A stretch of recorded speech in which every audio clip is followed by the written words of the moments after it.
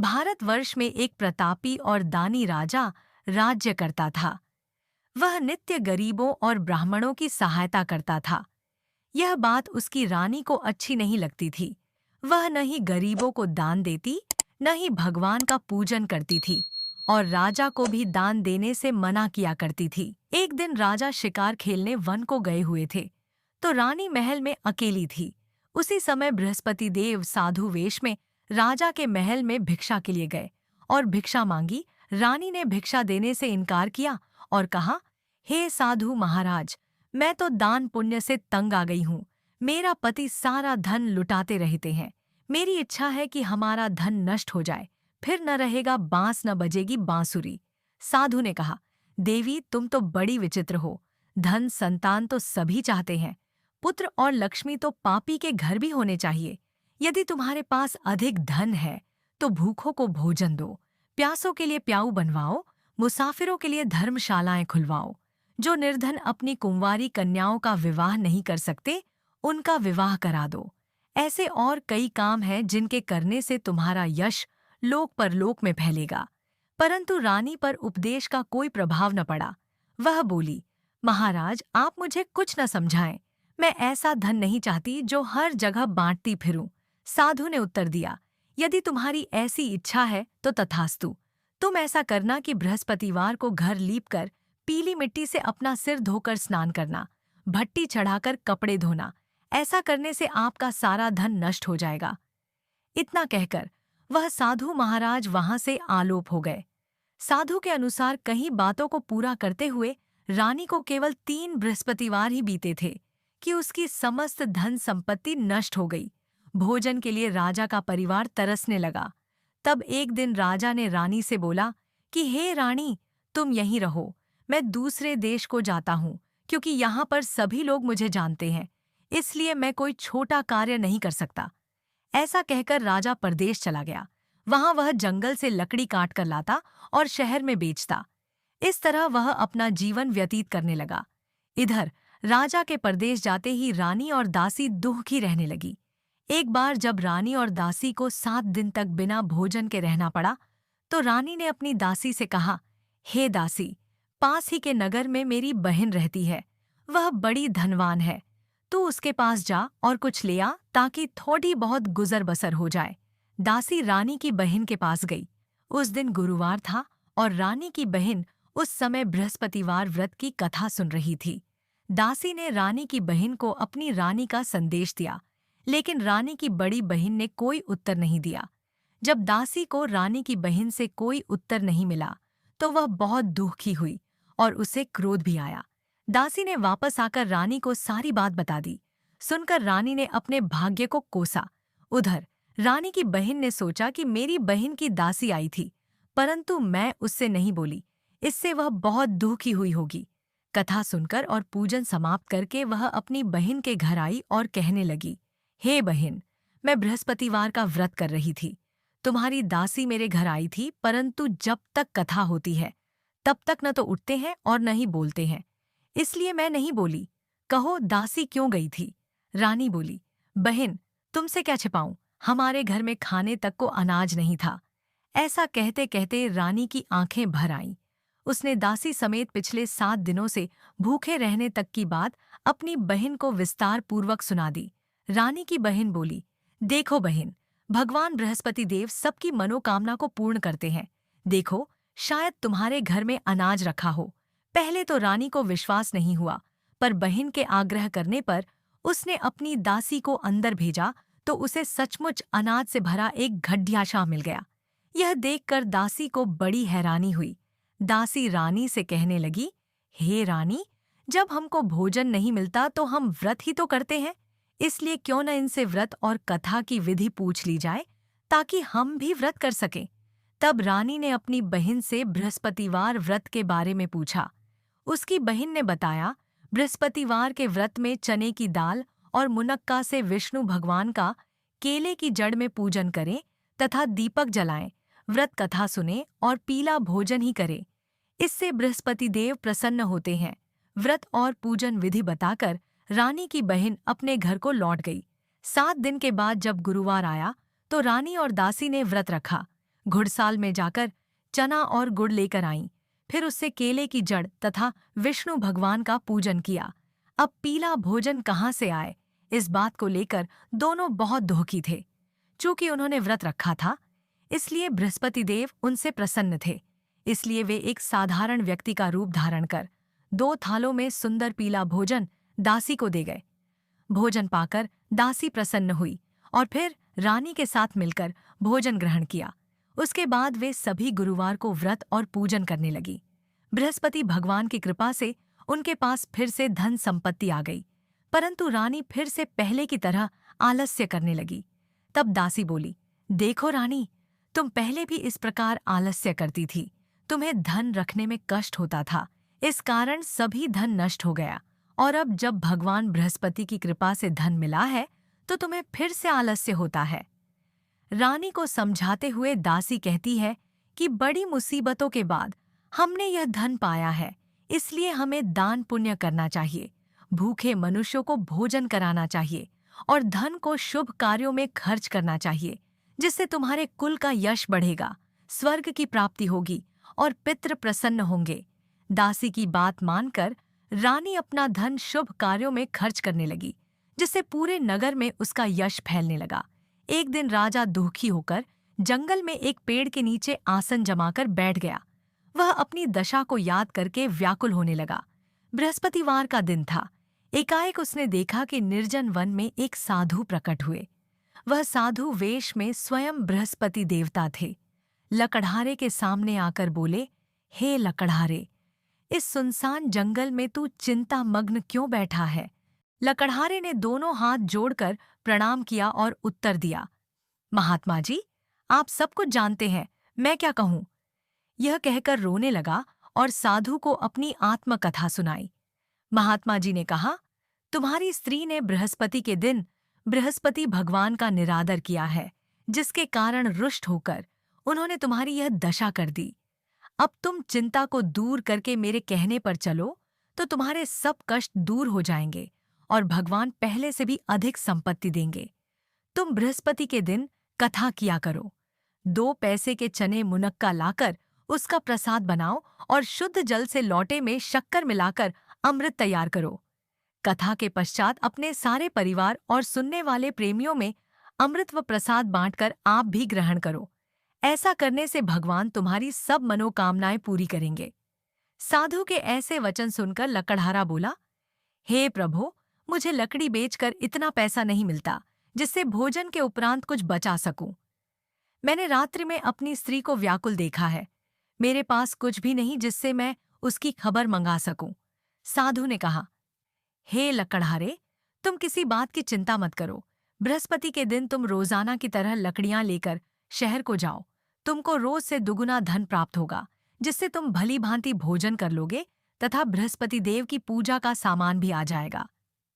इतना कहकर साधु अंतर्ध्यान हो गए। धीरे धीरे समय व्यतीत होने पर फिर वही बृहस्पतिवार का दिन आया। लकड़हारा जंगल से लकड़ी काटकर किसी शहर में बेचने गया। उसे उस दिन और दिन से अधिक पैसा मिला। राजा ने चना गुड़ आदि लाकर गुरुवार का व्रत किया। उस दिन से उसके सभी क्लेश दूर हुए, परंतु जब दोबारा गुरुवार का दिन आया तो बृहस्पतिवार का व्रत करना भूल गया। इस कारण बृहस्पति भगवान नाराज हो गए। उस दिन उस नगर के राजा ने विशाल यज्ञ का आयोजन किया तथा शहर में यह घोषणा करा दी कि कोई भी मनुष्य अपने घर में भोजन न बनावे, न आग जलावे, समस्त जनता मेरे यहाँ भोजन करने आवे। इस आज्ञा को जो न मानेगा उसे फांसी की सजा दी जाएगी। इस तरह की घोषणा संपूर्ण नगर में करवा दी गई। राजा की आज्ञानुसार शहर के सभी लोग भोजन करने गए, लेकिन लकड़हारा कुछ देर से पहुंचा, इसलिए राजा उसको अपने साथ घर लिवा ले गए और ले जाकर भोजन करा रहे थे तो रानी की दृष्टि उस खूंटी पर पड़ी जिस पर उसका हार लटका हुआ था। वह वहां पर दिखाई नहीं दिया। रानी ने निश्चय किया कि मेरा हार इस मनुष्य ने चुरा लिया है।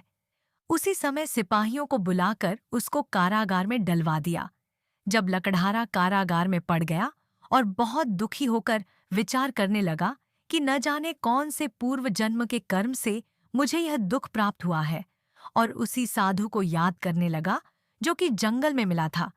उसी समय तत्काल बृहस्पति देव साधु के रूप में प्रकट हुए और उसकी दशा को देखकर कहने लगे, अरे मूर्ख, तूने बृहस्पति देव की कथा नहीं करी, इस कारण तुझे दुख प्राप्त हुआ है। अब चिंता मत कर, बृहस्पतिवार के दिन कारागार के दरवाजे पर 4 पैसे पड़े मिलेंगे। उनसे तू बृहस्पति देव की पूजा करना, तेरे सभी कष्ट दूर हो जाएंगे। बृहस्पति के दिन उसे 4 पैसे मिले। लकड़हारे ने कथा कही। उसी रात्रि को बृहस्पति देव ने उस नगर के राजा को स्वप्न में कहा, हे राजा, तुमने जिस आदमी को कारागार में बंद कर दिया है वह निर्दोष है, वह राजा है, उसे छोड़ देना। रानी का हार उसी खूंटी पर लटका है। अगर तू ऐसा नहीं करेगा तो मैं तेरे राज्य को नष्ट कर दूंगा। इस तरह रात्रि के स्वप्न को देखकर राजा प्रातःकाल उठा और खूंटी पर हार देखकर लकड़हारे को बुलाकर क्षमा मांगी तथा लकड़हारे को योग्य सुंदर वस्त्र आभूषण देकर विदा कर दिया। बृहस्पति देव की आज्ञानुसार लकड़हारा अपने नगर को चल दिया। राजा जब अपने नगर के निकट पहुंचा तो उसे बड़ा आश्चर्य हुआ।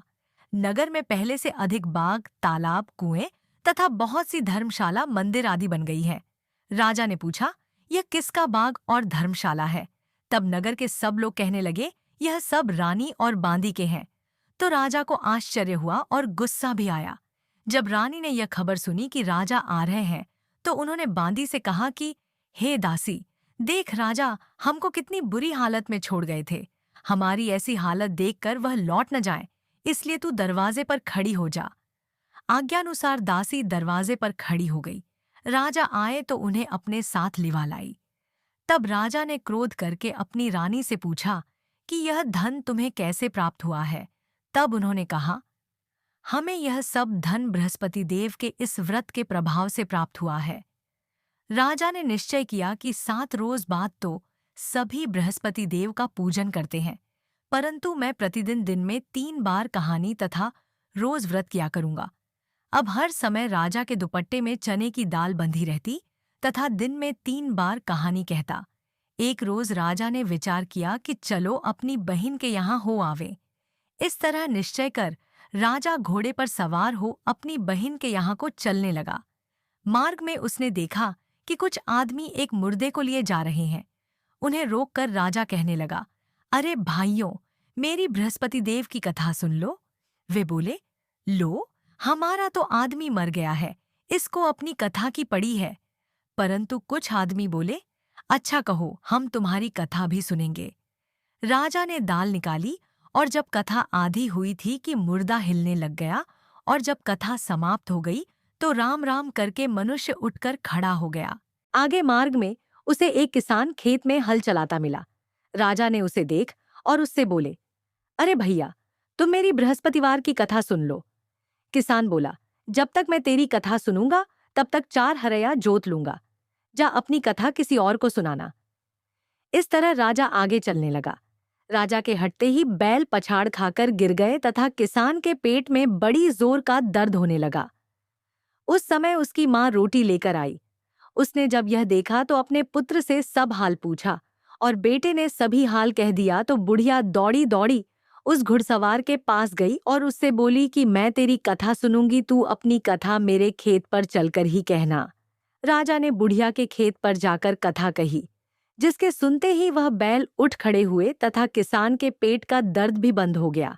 राजा अपनी बहन के घर पहुंचा। बहन ने भाई की खूब मेहमानी की। दूसरे रोज प्रातःकाल राजा जगा तो वह देखने लगा कि सब लोग भोजन कर रहे हैं। राजा ने अपनी बहन से कहा, ऐसा कोई मनुष्य है जिसने भोजन नहीं किया हो? मेरी बृहस्पतिवार की कथा सुन ले। बहन बोली, हे भैया, यह देश ऐसा ही है कि पहले यहाँ लोग भोजन करते हैं, बाद में अन्य काम करते हैं। अगर कोई पड़ोस में हो तो देखाऊं। वह ऐसा कहकर देखने चली गई, परंतु उसे कोई ऐसा व्यक्ति नहीं मिला जिसने भोजन न किया हो। अतः वह एक कुम्हार के घर गई जिसका लड़का बीमार था। उसे मालूम हुआ कि उनके यहाँ 3 रोज से किसी ने भोजन नहीं किया है। रानी ने अपने भाई की कथा सुनने के लिए कुम्हार से कहा। वह तैयार हो गया। राजा ने जाकर बृहस्पतिवार की कथा कही, जिसको सुनकर उसका लड़का ठीक हो गया। अब तो राजा की प्रशंसा होने लगी। एक रोज राजा ने अपनी बहन से कहा कि हे बहन, हम अपने घर को जाएंगे, तुम भी तैयार हो जाओ। राजा की बहन ने अपनी सास से कहा। सास ने कहा, हाँ चली जा, परंतु अपने लड़कों को मत ले जाना, क्योंकि तेरे भाई के कोई औलाद नहीं है। बहन ने अपने भैया से कहा, हे भैया, मैं तो चलूंगी पर कोई बालक नहीं जाएगा। राजा बोला, जब कोई बालक नहीं चलेगा तब तुम ही क्या करोगी? बड़े दुखी मन से राजा अपने नगर को लौट आया। राजा ने अपनी रानी से कहा, हम निर्वंशी हैं, हमारा मुंह देखने का धर्म नहीं है और कुछ भोजन आदि नहीं किया। रानी बोली, हे प्रभु, बृहस्पति देव ने हमें सब कुछ दिया है, वह हमें औलाद अवश्य देंगे। उसी रात को बृहस्पति देव ने राजा से स्वप्न में कहा, हे राजा उठ, सभी सोच त्याग दे, तेरी रानी गर्भ से है। राजा की यह बात सुनकर बड़ी खुशी हुई। 9वें महीने में उसके गर्भ से एक सुंदर पुत्र पैदा हुआ। तब राजा बोला, हे रानी, स्त्री बिना भोजन के रह सकती है, पर बिना कहे नहीं रह सकती। जब मेरी बहन आवे तुम उससे कुछ कहना मत। रानी ने सुनकर हां कर दिया। जब राजा की बहन ने यह शुभ समाचार सुना तो वह बहुत खुश हुई तथा बधाई लेकर अपने भाई के यहाँ आई। तभी रानी ने कहा, घोड़ा चढ़कर तो नहीं आई, गधा चढ़ी आई। राजा की बहन बोली, भाभी, मैं इस प्रकार न कहती तो तुम्हें औलाद कैसे मिलती? बृहस्पति देव ऐसे ही हैं, जैसी जिसके मन में कामनाएं हैं, सभी को पूर्ण करते हैं। जो सद्भावना पूर्वक बृहस्पतिवार का व्रत करता है एवं कथा पढ़ता है अथवा सुनता है, दूसरों को सुनाता है, बृहस्पति देव उसकी सभी मनोकामना पूर्ण करते हैं। भगवान बृहस्पति देव उसकी सदैव रक्षा करते हैं। संसार में जो मनुष्य सद्भावना से भगवान जी का पूजन व्रत सच्चे हृदय से करते हैं तो उनकी सभी मनोकामनाएं पूर्ण करते हैं। जैसी सच्ची भावना से रानी और राजा ने उनकी कथा का गुणगान किया तो उनकी सभी इच्छाएं बृहस्पति देव जी ने पूर्ण की थीं। इसलिए पूर्ण कथा सुनने के बाद प्रसाद लेकर जाना चाहिए। हृदय से उसका मनन करते हुए जयकारा बोलना चाहिए। बोलो बृहस्पति देव की जय।